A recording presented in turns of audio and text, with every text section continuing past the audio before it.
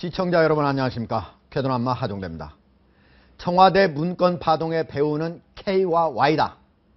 바로 이 김무성 새누리당 대표 수첩 메모와 관련된 논란이 진실게임 양상으로 확산되면서 파문이 커지고 있습니다. 문제의 K, Y로 지목된 김무성 새누리당 대표와 유승민 의원, 그리고 발언의 당사자로 자리를 함께했던 인사들이 서로 다른 주장을 쏟아내며 진유공방을 펼치고 있는 건데요. 이종혁 여의도연구소 부원장, 최진 대통령 리더십 연구소장, 조수진 정치부차장 모시고 일파만파로 번지고 있는 김무성 수첩의 후폭풍 파장을 심도 있게 분석해 드리도록 하겠습니다. 안녕하십니까? 예, 안녕하십니까? 예, 안녕하세요. 자, 조수진 차장. 네.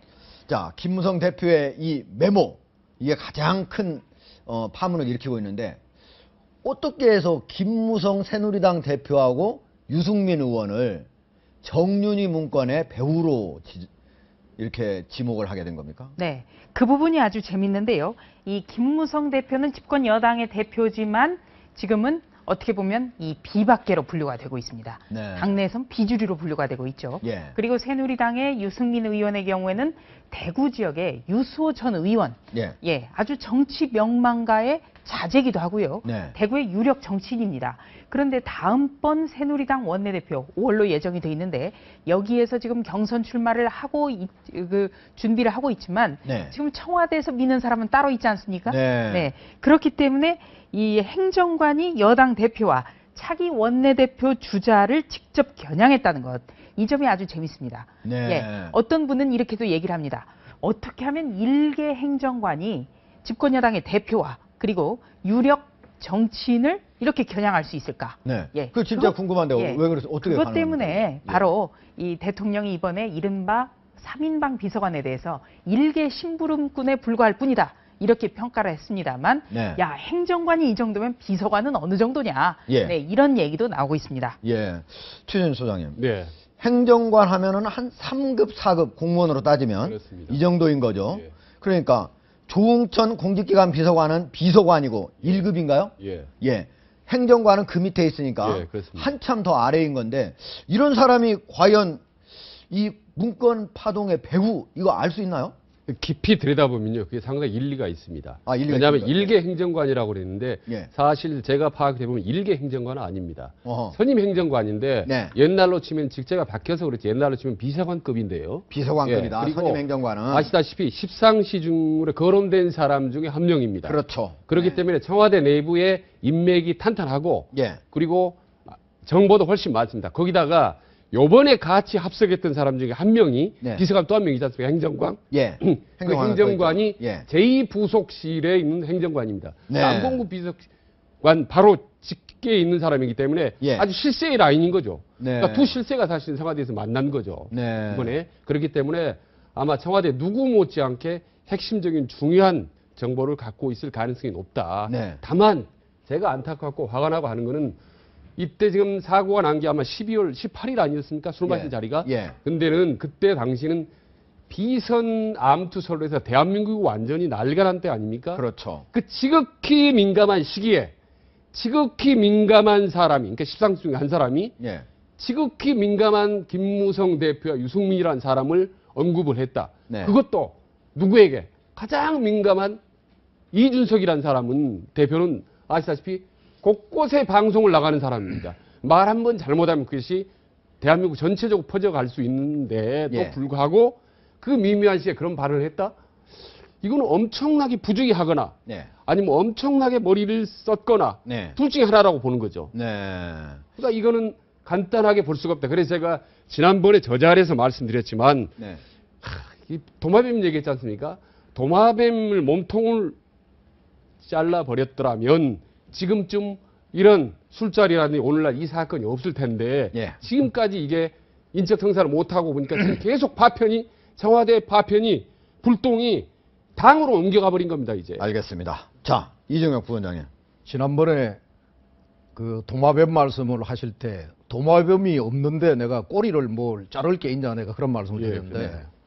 우선 오늘 지금 요즘에 일련에 이 벌어지는 사안들을 보면서 저는 참 이 가지 많은 나무에 이 바람 잘 날 없다 네. 이런 말이 좀 생각이 나고요. 네. 또 그리고 원래 이 음종한 행정관 이런 사람은 가지 속에 안 속해야 되는 사람이잖아요. 도랑물에 네? 도랑의 흙탕물을 미꾸라지가 이제 다 그려놓는 네. 이런 말들이 있는데 네. 요즘에 이 비서관 행정관들의 이 일탈 행위가 예.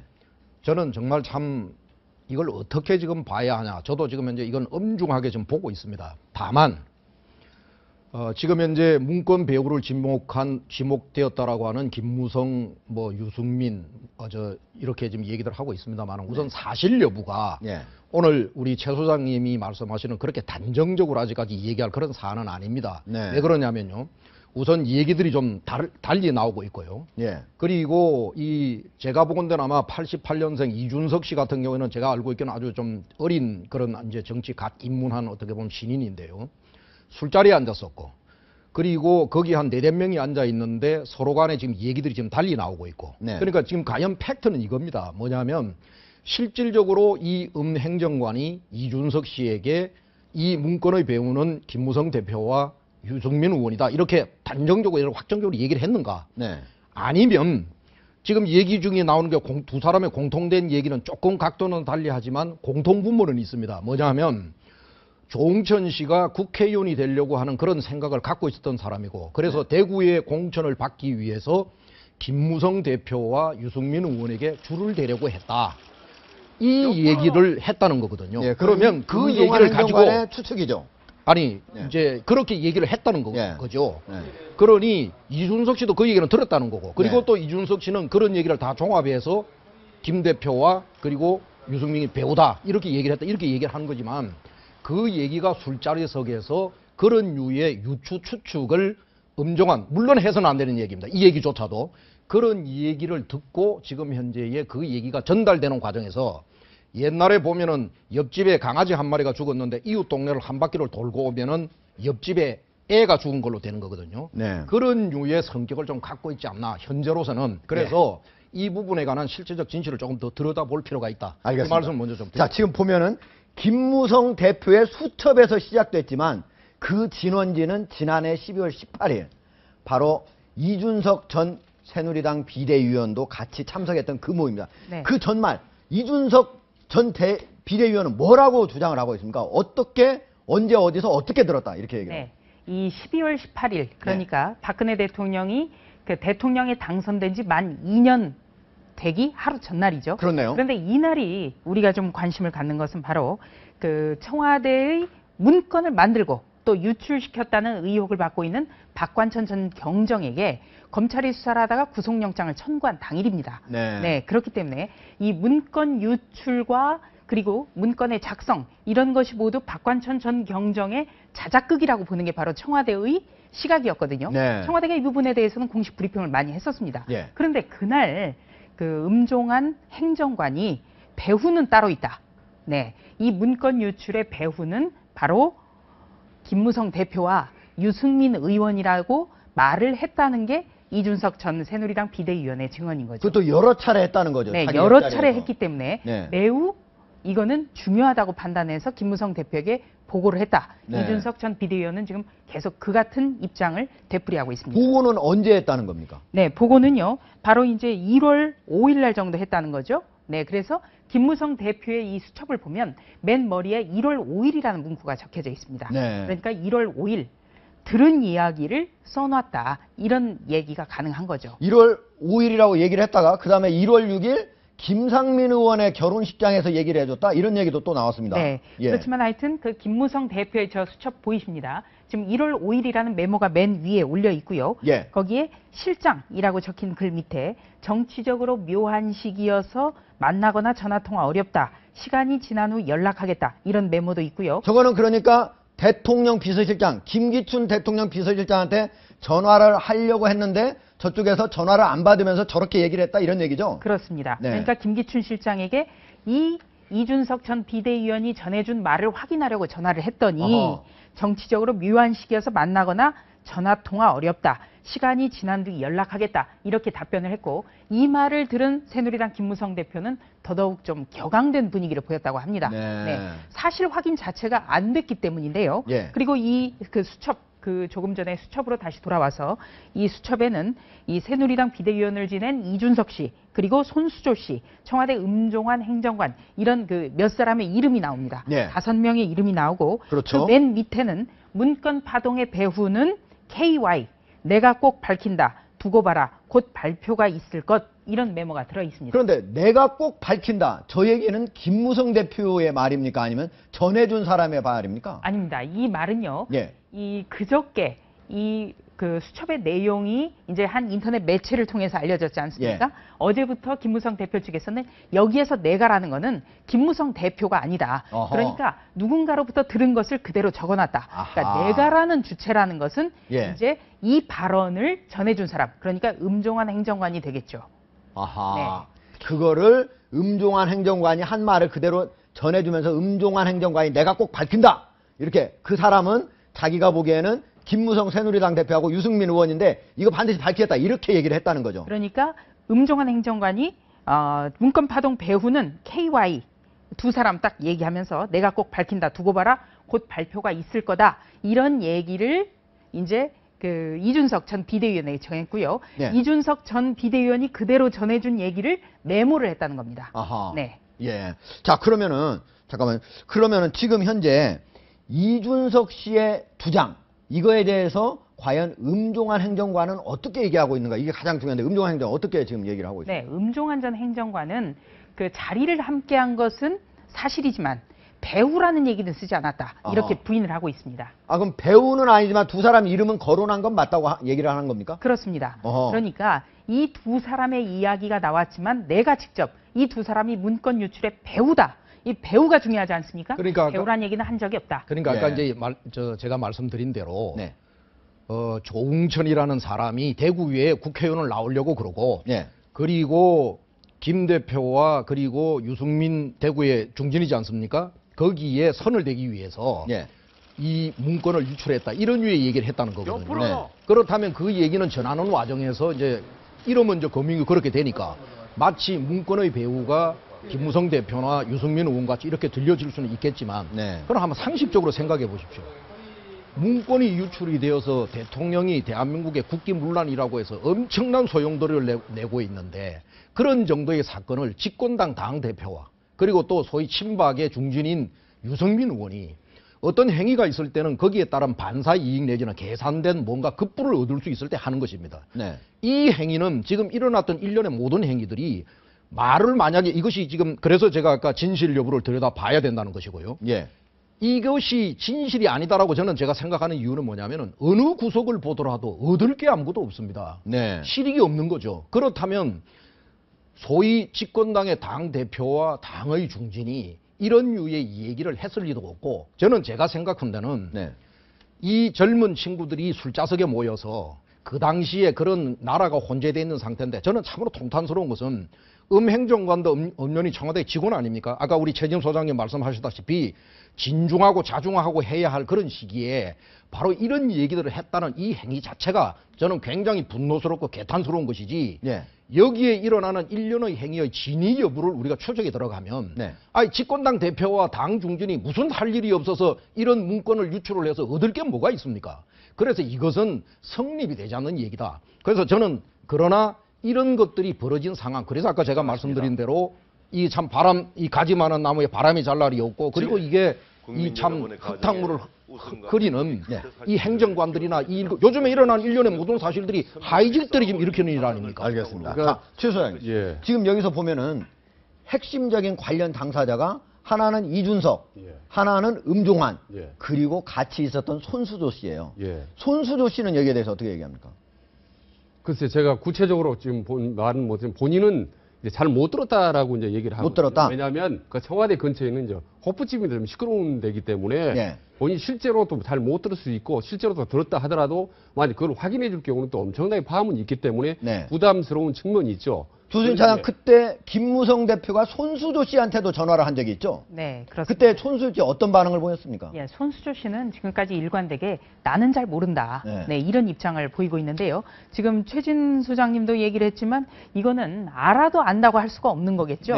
네. 그리고 또 한 가지 가능성은 이제 같은 어떤 취재원으로부터 같은 얘기를 들어도 경우도 예. 어떤 기자는 기억을 하고 어떤 기자는 기억을 못하는 경우도 있습니다. 네. 전 두 가지 가능성. 그러니까 근데 같이 들었지만 확인을 해줄 수 없는 것. 그리고 또 이준석 하나는 씨 얘기는 오늘 돌직구 쇼에 나와가지고 바로 자기는 술을 안 마셨고 다른 사람들은 술을 마신 상태였고 음종한 행정관과 가까이서 있었기 때문에 둘이만 얘기한 거다. 다른 사람이 못 들을 수도 있다. 이런 얘기를 한 적이 있죠. 네. 그리고 또 이준석 전 비대위원은 이런 얘기도 했는데요. 워낙 이 내용이 이 파급력이 크다고 생각했기 때문에 자기는 뚜렷하게 기억을 한다. 어허. 예. 문건의 배우가 누구냐, 문건을 과연 유출을 누가 했느냐, 이 부분에 대해서 검찰 수사가 모아지고 있는 가운데 예. 청와대 행정관으로부터 배우는 바로 김무성 대표와 유승민 의원이다라는 얘기를 들었기 때문에 이거를 굉장히 중요하게 생각했다. 그래서 전달한 거다. 이렇게 얘기하고 있습니다. 제가 지금 화면에 네. 뭐 무슨 협박을 하고 뭐 여자 문제를 공개하겠다 뭐 이런 얘기들도 나오는데 예, 저게 바로 우리 돌직구 쇼에서 나온 건데 우리가 한번 예. 먼저 영상을 한번 들어보시죠. 이준석 전 비대위원의 얘기입니다. 저는 지금까지 제가 정치를 해오면서 제가 예. 저는 어쨌든 전략을 짜고 이렇게 음지에서 활동하는 그런 건 아니었기 때문에 그렇죠. 저는 정치를 낭만으로 이제 했었거든요. 그렇기 때문에 이번 사건을 전 보면서 느끼는 게 뭐냐면은 만약에 방금 전에 최준 선생님 말씀하신 것처럼 어떤 공작이나 이런 만약에 있었다면은 뭐 저는 환멸입니다. 약간 보면은 왜냐하면 저는 아직까지도 제가 개인적으로 선대 후배로 칭하는 분들과 진실 공방을 한다는 것 자체가 저는 그거 자체가 저는 제가 생각하는 낭만과는 전혀 거리가 먼 것이었고 그렇게까지 다툴 이유도 없거든요. 제가 보면은. 그런데 그 상황에서 지금 제가 소위 말하는 이 배후 발언을 만약 조작했다고 한다면은 글쎄요 그거는. 제가 왜 그렇게 저는 과연 어떤 사심이 있길래 그런 걸 한 건지 그래서 이제 또 그러면 어쩌면 약간 패턴화된 어떤 정치 어떤 갈등이라는 걸 한번 이만 겪어보는 것 같아요. 이준석이 왜 사심이 있었냐. 이준석 나중에 뭐 김무성 대표에게 공천받으려는 거 아니야. 이런 식으로 또 대화가 전개되는 방향으로 간다고 한다면은 그 자체가 환멸입니다. 저는 약간.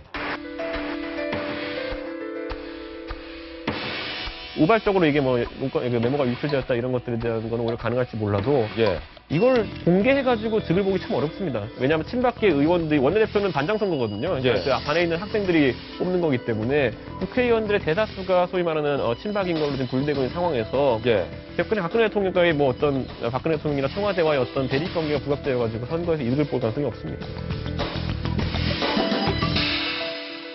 자, 최 소장님. 오늘 돌직구 쇼 오늘 아침에 바로 있었던 건데 지금 이준석 비대위원하고 같이 얘기를 했었죠. 지금 저 얘기를 할 때 바로 제가 옆자리에 있었습니다. 네. 옆자리에 있었는데 그 방송을 하는 도중에서도 계속 문자가 들어오더라고요. 문자가 들어와요. 그래서 네. 다른 누구한테요? 사람이 발언 돌아가면 들어오니까 보여주는 거예요 이제. 예. 그 청와대에서 오는 겁니다. 예. 그 친구한테. 예. 야 그래서 음종한 행정관한테 오는 오는 문자다. 문자를 네. 그 이제 예. 얘기를 좀 해주는데. 지금 바로 저겁니까?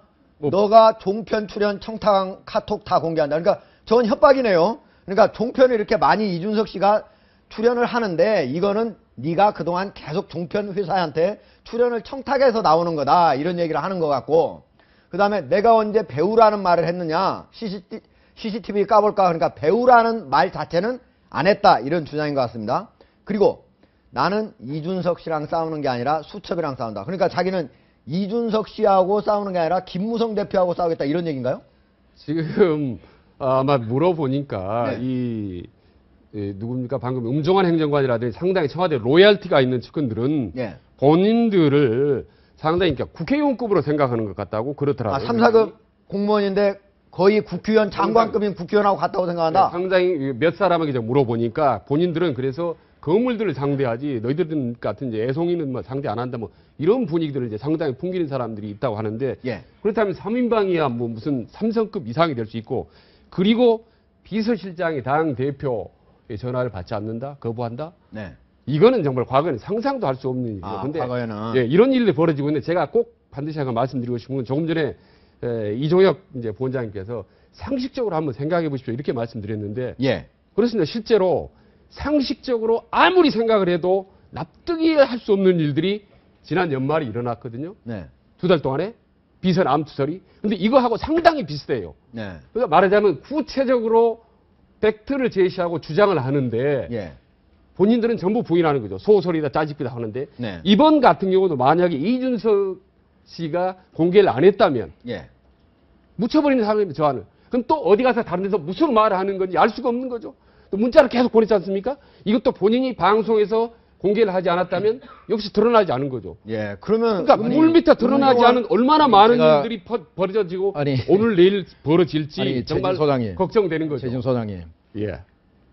연말에 벌어졌던 청와대 문건 유출도 예. 조사를 해보니까 네. 결국 제가 이 표현은 정확하지 못합니다만 굳이 비유법을 쓰자면 도락물의 미꾸라지들이 흙탕물을 흘린 걸로 나왔지 네. 실질적으로 실체적 진실에 있어서 그런 것들은 나오지 않았다. 제가 우선 그 말씀을 하나 좀 근데 드리고요. 그거는 아니 있는 잠깐만요. 제 사람들만 말씀을 그렇게 생각하고 그리고요. 이번에 대다수는 이번에 그렇게 생각하지 관련된 않거든요. 것도 이 문제도 한번 보십시오. 말 한쪽도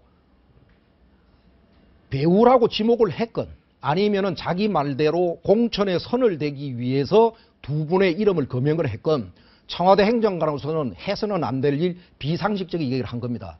또 하나는요. 이것을 전한 사람도 이거는 무엇 때문에 이런 얘기를 전합니까? 술자석에서 들은 아니, 얘기를 그 이준석 그런데 씨도, 예, 아니 빨리 제 얘기를 말씀, 보십시오. 제가 이제 네, 말씀드리겠습니다. 그래서 예. 이 부분에 관련돼 가지고는 참 원컨 원치 않건 이게 정치 막장것 같이 지금 이렇게 되어버렸는데 예. 실체적인 내막은 제가 드리고 싶은 말씀은 박근혜 정부에 있어서 상층부의 무슨 부정, 부패, 비리, 국정농단, 인사개입이 있었느냐 그게 아니었다. 이 부분도 김무성 대표나 유승민 우리 당 중진이 문건 배출을 이것을 유출한 배우다. 이게 실체적 진실이 아니다. 이 얘기를 말씀을 드리는 거고 다만 여기에 벌어졌던 이 하이직 사람들이 이런 일들을 벌려서 이 분탕질을 치는 것에 대해서는 네. 이거는 통탄할 일이고 이건 응분의 이들 나는 정말 이 청와대가 차제에 이 대오 정렬하고 이 정비를 해야지 우선 내가 볼 때는 하이직부터 좀 돌아봐라는 얘기를 하고 싶어요. 지금 일어나는 일들이 제가 예, 한 말씀 자, 다시 보십시오. 하겠습니다. 아니 네. 너무 길게. 예. 그런데 뭐 아까 그런 것을 공개해서 무슨 이득이 있겠느냐라고 말씀하셨는데 이준석 씨도 똑같이 얘기를 하더라고요. 제가 거짓말하거나 과장을 해서 저에게 무슨 이득이 있겠냐고. 오히려 저한테 불리하지. 저는 있는 그대로 팩트만 얘기합니다. 그래야 진실이 가려지기 때문에. 그렇네요. 근데 왜 자, 근데 정부도 이렇게 진실 이런 얘기도 있어요. 공방이 많은지 김무성 대표가 예. 그 수첩을 원래 잘 쓰지도 않는데 수첩을 일부러 이렇게 사진 찍히도록 해서 이게 밖으로 드러나게 한 거 아니냐 이런 얘기도 있는데 어떻게 보세요? 저는요, 그건 이제 일단 본질은 아니고, 네. 그리고 저도 이제 가끔 보면은 수업을 가끔 씁니다. 자주 이용하는 사이는 아니지만, 예. 그리고 그 부분까지 노출시킬 정도로까지 정치적 쇼를 한다? 그래서 그것은 무엇을 얻고 계산을 할 수도 있다고 합니다. 100번 양보해서. 그러나 저는 요번 사태의 과정, 그거는 대단히 아주 그 본질을, 비본질적인 가지기 알겠습니다. 때문에 자, 조순찬. 본질을 네. 우리가 봐야 이 사태를 김무성 제대로 대표 해결할 수 있다는 거죠. 평소에 좀 수첩은 좀 사용합니까? 네, 이제 예전에는 사용을 안 했지만요. 예. 이 원내대표 되고 또 대표가 되면서 수첩을 사용하는 걸로 알고 있습니다. 네. 그런데요, 지금 이제 쭉 화면이 지나갔습니다만 이 김무성 대표의 본회의장 자리를 좀 설명을 해드리면 예. 이해가 쉬울 것 같습니다. 예, 본회의장 좌석은요, 저 맨 앞줄부터 가장 선수가 낮은 초선 의원들부터 앉게 됩니다. 자, 본회의장 넓은 자리를 좀 보여주세요. 네. 네. 그리고 맨 앞부터, 그렇죠. 맨 앞부터 지금 초선 네. 의원들이 쭉 앉고 뒤로 뒤쪽에 갈수록 다선 의원이 앉는군요. 다선 의원, 예. 중진 의원, 그리고 지도부가 있는데 예. 그 바로 위에 보이시는 저 자리, 사진 기자들이 사진 촬영을 할 수 있는 자리입니다. 네. 그렇기 때문에 이 지도부, 다선 의원 이런 분들은 수첩이라든지 휴대전화를 꺼내서 볼 경우에 예. 포착이 잘 됩니다. 아하. 예, 2013년 6월에도 김무성 대표가 휴대전화 문자 메시지를 확인하려다가 아주 미묘한 문자가 그대로 나타나서 한번 곤욕을 치른 일도 있습니다. 네. 그래서 이거는 의도라기보다는 이 본회의장 자리의 문제. 우연히 예, 자리와 연관된 문제다. 예, 그렇게 볼 자, 수 있겠습니다. 그런데 참 궁금한 게 이 배우설을 음종한 행정관이 거론한 그 시점, 지난해 12월 18일이죠.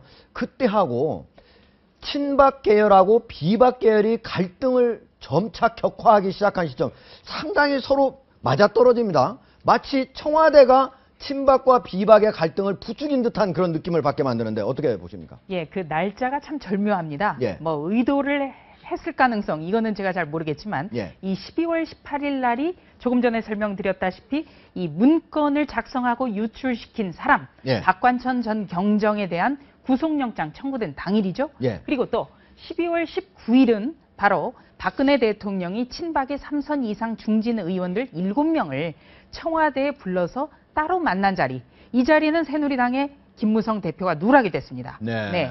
그리고 나서 이 직후부터 바로 친박 진영에서 아주 노골적으로 공식적인 자리에서도 김무성 대표를 비판하기 시작한 거죠. 네. 그렇기 때문에 이 12월 18일, 12월 19일, 이 하루 차이에서 이 김무성 대표가 누락이 되고 뭐 배우로 의심을 받고 했는데 이 일련의 사건 직후부터 하여튼 친박계 중진들 그리고 뭐 음종환 행정관이든 하여튼 김무성 대표라든지 조금 새누리당의 비박계로 분류되는 사람들에게는 좀 조직적인 어떤 대응이 있었다. 이렇게 볼 수도 있겠습니다. 예, 오비 일학이라고 보기에는 조금 이상한 측면이 있는데요. 자, 그걸 그런 식으로 이제 너무 이렇게 꿰 맞추다 보면 네. 마치 정치가 음모적, 공작적 이렇게 되는 거고요. 예. 대한민국의 정치가 비록 국민들에게 뭐 일부 불신을 받고 있습니다만 그렇게 공작적이나 그렇지 않습니다. 제가 그 말씀 좀 드리고요. 그리고 이번에 이 사건은 젊은이들이 술자석에서 벌어진 일입니다. 아까 내가 두 사람의 잘못, 한 사람은 참 아쉽고 한 사람은 대단한 잘못을 저지른 것이고요. 그랬는데 이런 부분을 그렇게 확대해서 마치 거대한 무슨 공작이 진행된 듯이 김무성 대표에게 친박이 만약에 공격을 한다 그런다면 그거는 이미 오래전부터 전당대 이후에 공개됐던 사실입니다. 일정 부분의 허니문 기간, 그게 개략적으로 한 6개월입니다. 6개월이 지나고 난 부분에서는 김무성 대표가 잘하는 점은 잘하는 대로, 못하는 점은 못하는 점대로 지적하겠다. 이런 류의 것들에 대한 시안에서 나온 그런 류의 얘기지 이것이 마치 이번 사건의 12월 18일 날 이후에 그게 됐다. 이런 것은 제가 볼 때는 좀 그건 지나친 알겠습니다. 좀 이렇게 억적인 것 같고요. 자, 조수진 차장. 네. 이준석 전 비대위원이 자기도 협박을 음종한 행정관을 또 받았다. 무슨 전혀 만나보지도 못한 여자들 얘기를 하더라. 그런 얘기가 있었어요. 어떤 오늘 얘기입니까? 뭐 다양한 얘기가 나왔습니다만 일단 전혀 만난 적이 없는 그 여성들의 이름을 거론하면서 그 누구누구를 만나고 있지 않느냐. 그러니까 이 여성 문제를 폭로할 수 있다. 이런 협박도 받았다. 네, 지금 그렇게 얘기를 하고 있고요. 여기에 대해서 음종환 행정관은 나는 그런 말을 한 적이 없다. 강하게 부인하고 있습니다. 지금 음종환 행정관이 바로 사표를 제출했다는 얘기가 속보로 들어왔습니다. 네. 그러니까 결국은 그 음종환 행정관은 어떻게 보면 이준석 씨의 방송 출연에 있어서 발언 내용들이 마음에 안 드니까 다른 식으로 해서 출연을 못하게 하려고 하는 약간 그런 생각이 있었던 것으로 보여요. 일단 이준석 비대위원이 공개한 문자들을 보면 어떻게든지 이준석 비대위원이 더 이상 좀 이야기를 안 했으면 하는 바람이 있었겠죠. 문제는 이 청와대의 행정관의 그 이런 부적절한 발언 그리고 이런 것 때문에 청와대 기강회의 문제가 더 만천하에 드러나게 됐다. 민경욱 청와대 대변인 오늘 기자들의 질문에 대해서 확인되면 말씀드릴 수 있다. 이 얘기를 또 되풀이했는데요. 노무현 정부 때 한 청와대 대변인은 그 별명이 몰라요 대변인이었습니다.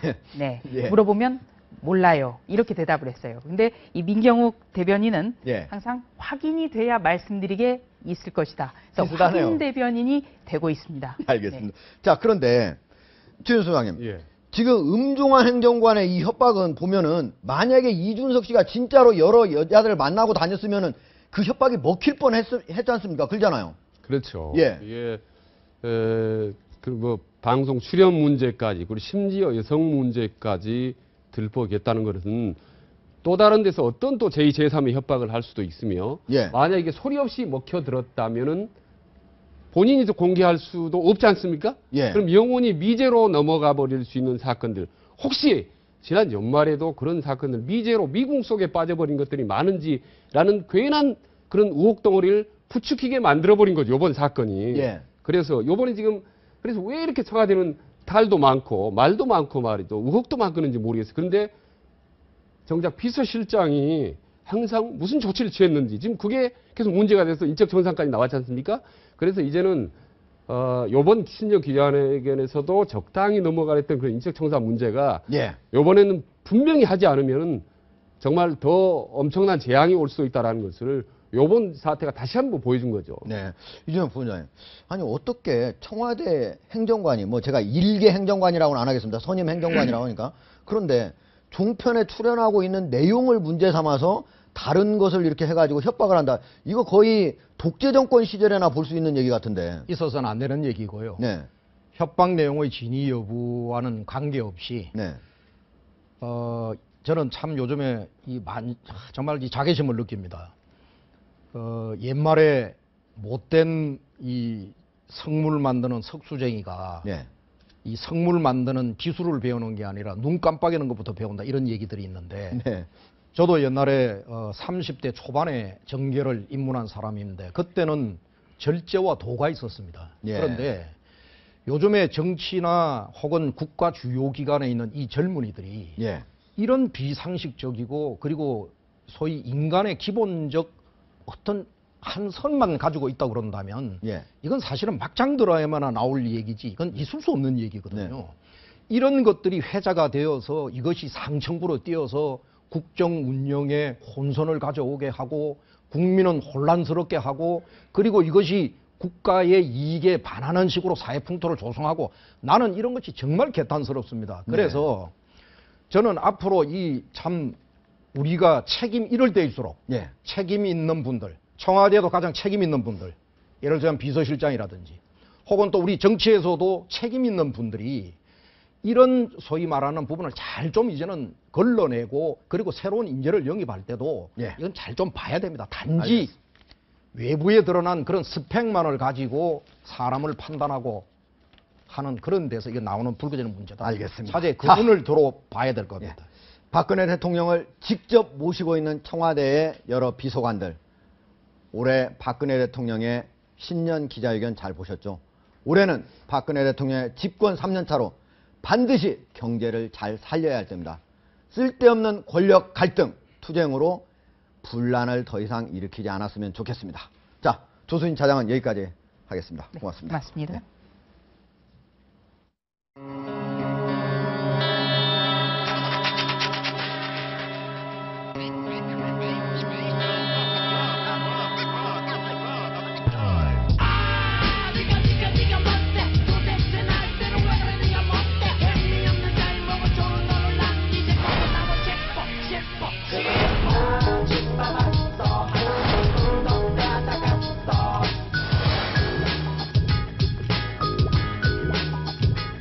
원장 선생님이 저희 유치원을 들어가고 싶어서 못 들어오게 해요. 선생님도 그렇고 저희가 안에 들어가려고 하면 막 기절을 하세요. 그러니까 저희는 오픈도 안 된 상태에서 선생님을 믿고 이렇게 보냈는데 원장님이 당연히 알고 계셔야 되는데 이런 사단이 날 줄 몰랐다고 하는 것 자체가 말이 안 되는 거라고 생각해요. 그러다가 한 달 전에도 목 뒤에 그때는 남자아이였는데 목 뒤에 상당히 심하게 빨갛게 올라와서 가서 얘기를 했었대요. 근데 원장이 그만두게 하겠다고 얘기를 했었다고 하더라고요.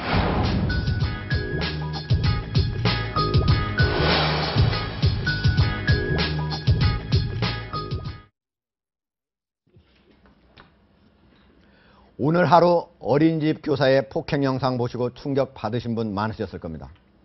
보육교사가 4살배기 아이의 머리를 강타해서 어린아이가 바닥에 곤두박질 됐는데요. 김치를 다 먹지 않고 남겼다는 황당한 이유에서였습니다. 사실 어린이집 교사의 폭행과 학대 사건, 이거 어제 오늘의 일이 아닌데요. 송광훈 변호사 그리고 김광삼 변호사 모시고 왜 이런 일이 자꾸 반복되는지 짚어보겠습니다. 우리 이종혁 여의도 연구소 부원장 그리고 최진 대통령 연구소장 같이 하도록 하겠습니다.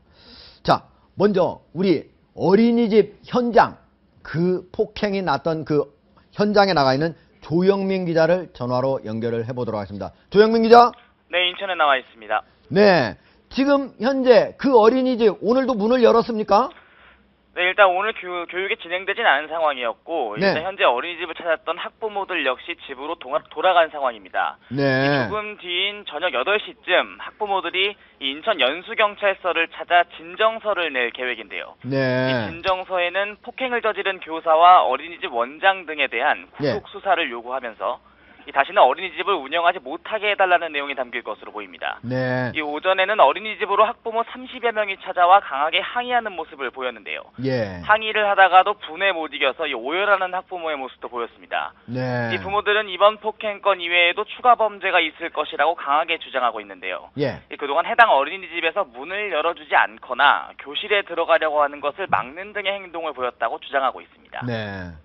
오늘 결국은 문은 열지는 않았지만 그게 바로 학부모들한테 제대로 전달이 안 돼서 일부 어린이들은 그 어린이집에 오게 된 거군요. 네네. 예.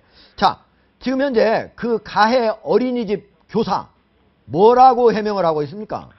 일단 폭행 당사자인 이 양모 씨는 외부와의 연락을 끊은 상태입니다. 네. 공분한 누리꾼들에 의해서 개인 신상이 털렸고 또 오전에 개인 SNS상에 있는 모든 내용을 삭제하는 모습도 보였는데요.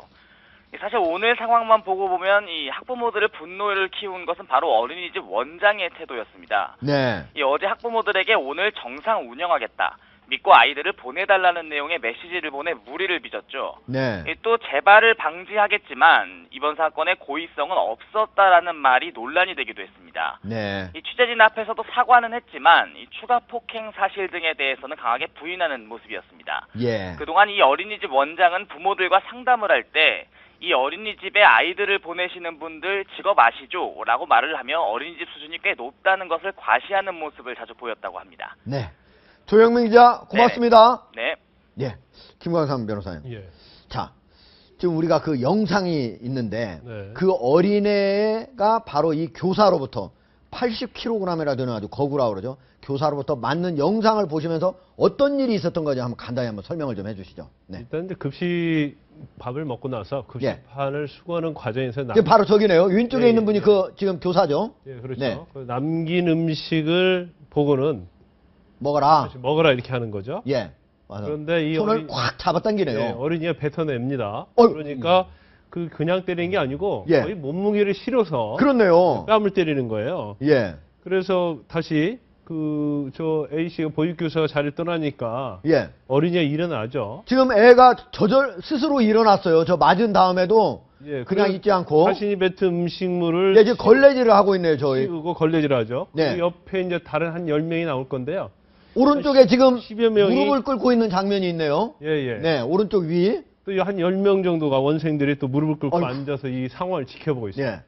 지켜보고 있는 10명도 굉장히 공포스러운 거죠. 저 정도면은 고막이 터질 정도예요.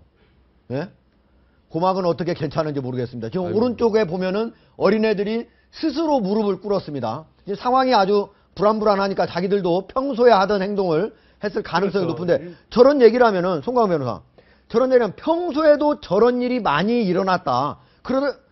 그렇게 생각할 수 있지 않습니까? 왜냐면 자기가 와서 토해낸 거를 자기가 와서 닦기도 하고 또 다른 애들은 얘기도 안 했는데 무릎을 꿇기도 하고 그렇게 볼 수 있지 않습니까? 제가 오늘 아마 어린이집이 아마 전국에 한 4만 5천 개가 있다고 합니다. 네. 그 중에서 몇천 개를 관리하는 그 노무사를 제가 한번 한 시간 동안 제가 좀 전화하면서 예.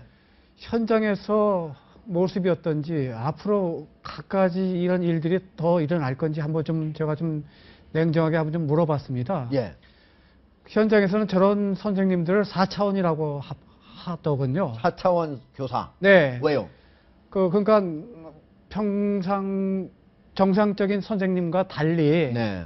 참으로 감당하기도 어렵고 도저히 이해하기 어려운 선생이다. 네, 애초부터 문제가 있었던 선생님들인데 그 부분들이 현장에 곳곳이 있다고 그분이 표현을 하더군요. 네. 그것은 이제 4차원이라고. 저런 교사가 곳곳에 있다. 네, 그분 얘기가 중증의 우울증 환자가 있음에도 불구하고 어린이집 다니는 분이 있대요. 네. 이게 우리 현장입니다. 그러니까 저희들이 걱정하는 대목은 저런 현장이 3만 5천 군데 중에서 수도 없이 잠재적으로 있다는 게 굉장히 심각한 일이고요. 예.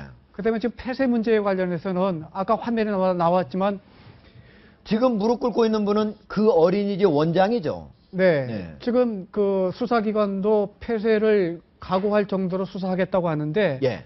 제가 보기에는 수사가 잘 이루어지면은 아동 학대하고 폭력이 인정이 되면은 예.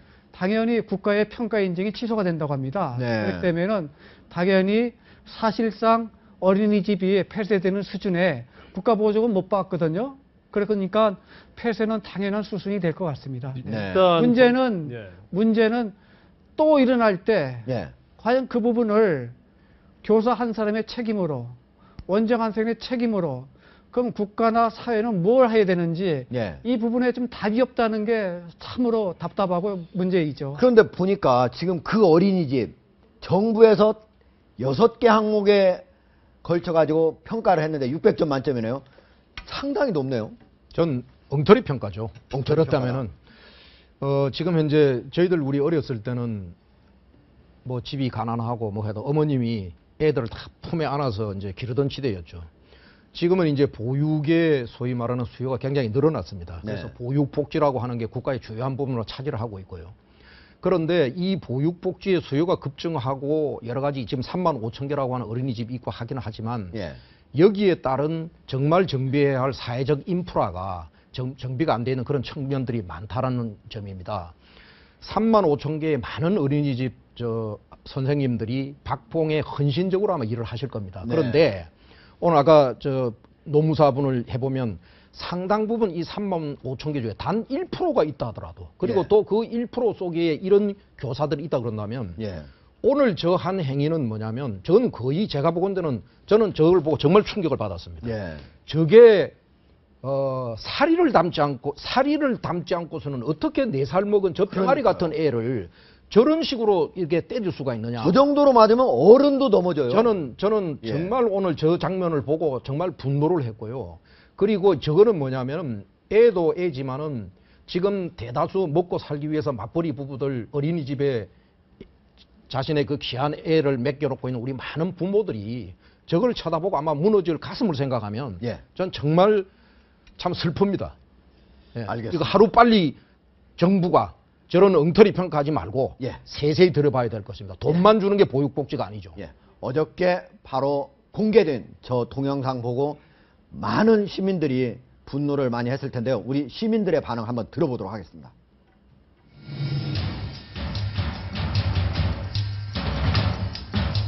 국가의 그런 자격도 다시 기준을 다시 바꿔서 제대로 좀 뽑아야 할 것 같습니다. 교육을 좀 이게 민간 쪽에 많이 위탁하는 그런 지금 정책을 펴다 보니까 아마 이런 문제가 불거지는 게 아닌가. 무엇보다도 보육교사들의 어떤 인성교육부터 진행되어야 하지 않나라고 생각합니다.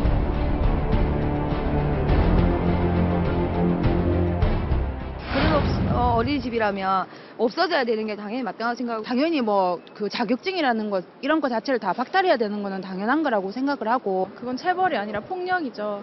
그래서 만약 제 아이라면 그런 곳엔 절대 못 맡기죠. 제가 돌보는 한이 있더라도.